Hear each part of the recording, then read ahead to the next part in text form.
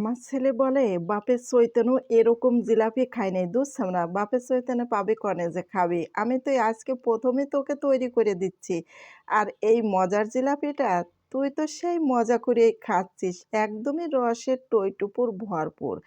এত সুন্দর মজার জিলাপি তৈরি করলাম আজকে সত্যি আজকের এই রেসিপিটা তৈরি করে আমার কাছে খুবই ভালো লাগছে। আর সবাই যেহেতু মজা করে খাচ্ছে দেখে তো আরও ভালো লাগছে। আসসালামু আলাইকুম, সবাই কেমন আছেন? একদমই নতুন একটা ভিডিও। আর এই মজার জিলাপিটা আমি কি দিয়ে তৈরি করেছি সবাই তো না দেখলে মিস করবেন। সাথে থেকে সবাই পুরো ভিডিওটা একটু দেখতে থাকেন।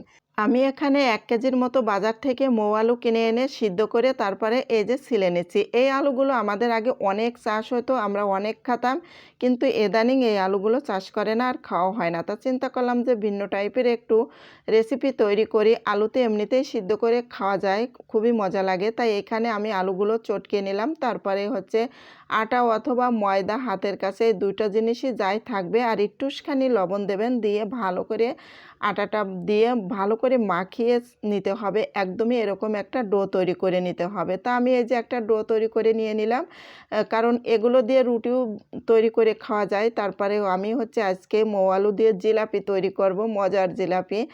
আর একটুখানি নিয়ে এইভাবে হাত দিয়ে বেলে বেলে তারপরে লম্বা করে নিতে হবে। যত লম্বা পারবেন তত লম্বা করে নিয়ে নেবেন আলতো হাতের ছোঁয়া দিয়ে, কারণ লম্বা করে তারপরে পেঁচিয়ে ঘুরিয়ে ঘুরিয়ে এইভাবে একদমই আটায় দেবেন।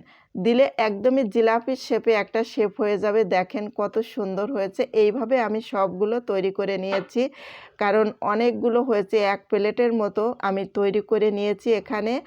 আর এই মৌ আলু দিয়ে আটা দিয়ে তৈরি করলে খেতে কিন্তু বেশ মজা লাগে, কারণ আমার ছেলেরা তো সেই মজা করে খাচ্ছে। এই জন্যে আমি বলছি যে বাপের চৈতন্যে কি খেয়েছো তোমরা কোনো দিন? কোনো দিনও খাও নাই, এই প্রথমই খাচ্ছ। তা আমি এই যে কড়াইতে তেল দিয়ে দিচ্ছি, আর তেলটা মানে হাই হিটে গরম করে নিয়ে তারপরে একদমই কমিয়ে দিতে হবে। তা না হলে কিন্তু এপিট ওপিট করে মানে আস্তে আস্তে ভাজি করে নিতে হবে, না হলে কিন্তু পুড়ে যেতে পারে। তেলের ভিতরে দিয়ে এইভাবে শুকনো শুকনো ভাজি করেও কিন্তু খাওয়া যায়। তা আপনারা চাইলে শুকনো যদি খাইতে চান তা এইভাবে শুকনো ভাজি করে ছেলে মেয়েদের দিতে পারেন। ওরা সকালে অথবা বিকালে যে কোনো টাইমে হচ্ছে নাস্তাটা করতে পারে। মানে খুবই মজা লাগে, যেহেতু রমজান মাস তো, তা আমি মনে করলাম যে রমজান মাসে কিন্তু ইফতারিতে এই মজার রেসিপিটা তৈরি করি। কারণ যেহেতু একটু মিষ্টি মিষ্টি লাগবে, খেতে ভালোই লাগবে। তো এখন রেডি হয়ে গেছে। আমি এখন হচ্ছে কড়াইতে চিনি দিয়ে দিলাম 1 কাপের মতো, আর পানি দিয়ে দিলাম, আর 2টা এলাচ দিলাম একটু স্বাদে টেস্টিতে, আর একটুখানি লবণ দিয়ে দিলাম, যাতে যতই মিষ্টি হোক কিন্তু মিষ্টিতে আবার একটু লবণ না দিলে কিন্তু স্বাদ হয় না।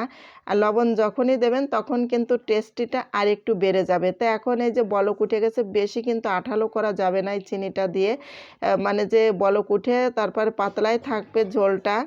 এখন যেগুলো আমি ভাজি করে রেখেছিলাম সেইগুলো এখন দিয়ে দিচ্ছি, আর এপিট ওপিট করে আমি হচ্ছে উল্টিয়ে পাল্টিয়ে দিয়ে তারপরে 5-6 মিনিটের মতো হচ্ছে রেখে দেব, যাতে রসটা মানে ভিতরে চলে যায়।